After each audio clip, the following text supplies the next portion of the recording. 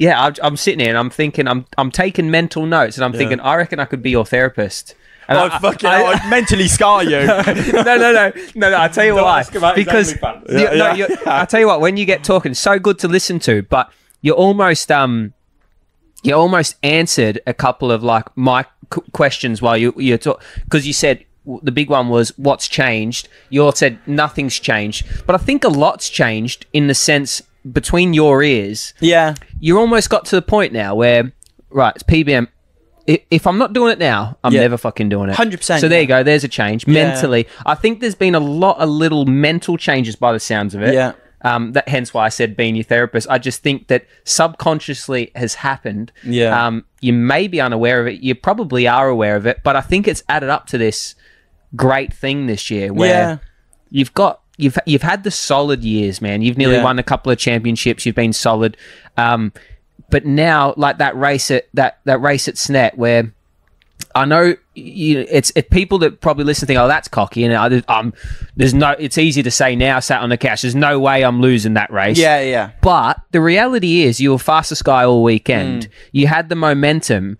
You were leading the race, and Glenn. Like, no disrespect to Glenn, he'd been nowhere up until that point. So when he'd come past you on the same bike as you, knowing what you'd know, because you know a lot more than we know, because you sat next to him in the garage, you've gone, no fucking chances. No chances he beating me. Yeah. And then you've gone and beat him. Yeah. But you've gone and beaten 3 times. You beat everyone 3 times. So I think there's a lot in that. There's a lot in that. I do agree with you, because like you say, I genuinely... I understand a bit about like your subconscious in all that sort of stuff.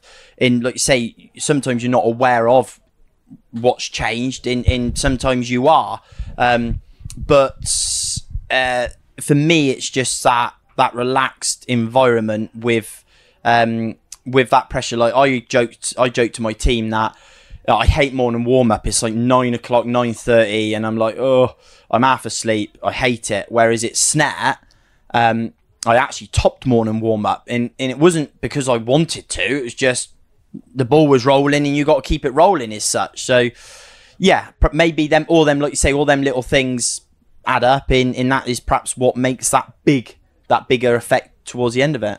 For me, I agree with that completely, and especially with what you said.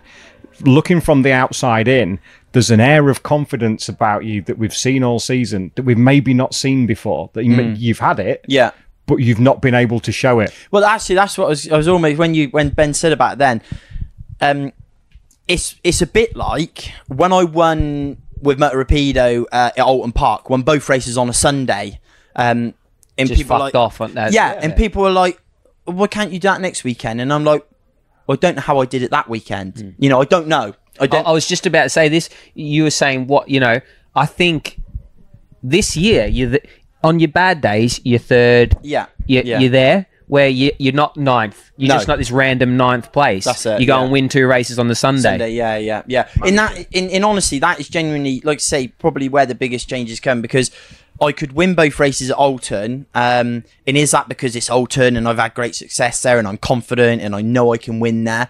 But when I rode off, for example, in one of the races, I literally rode away from him. I was doing 34 flat, 34 flat, 34 flat, 34 flat. And I was like, it's not even hard. And I don't say it in a cocky way, but I was riding with self-confidence, probably without realising, and just literally flowing. And then looking at my pitbull going, +8, thinking, I wish they were all like this. But then the next week, and this is what's always hampered my championship.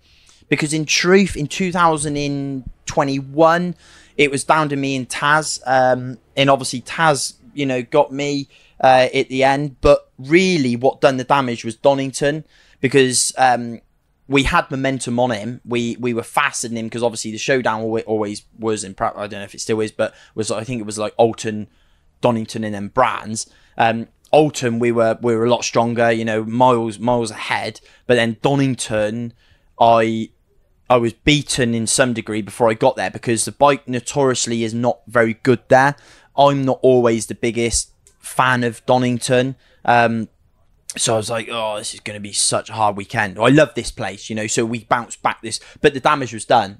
By that stage, he had put a 30-point lead into me, and that's it. game over. And I think, like you say, going in back to this year, I think that's the difference, where I've gone to Silverstone thinking it's not a good circuit for Ducati, but still finished on the podium all 3 races.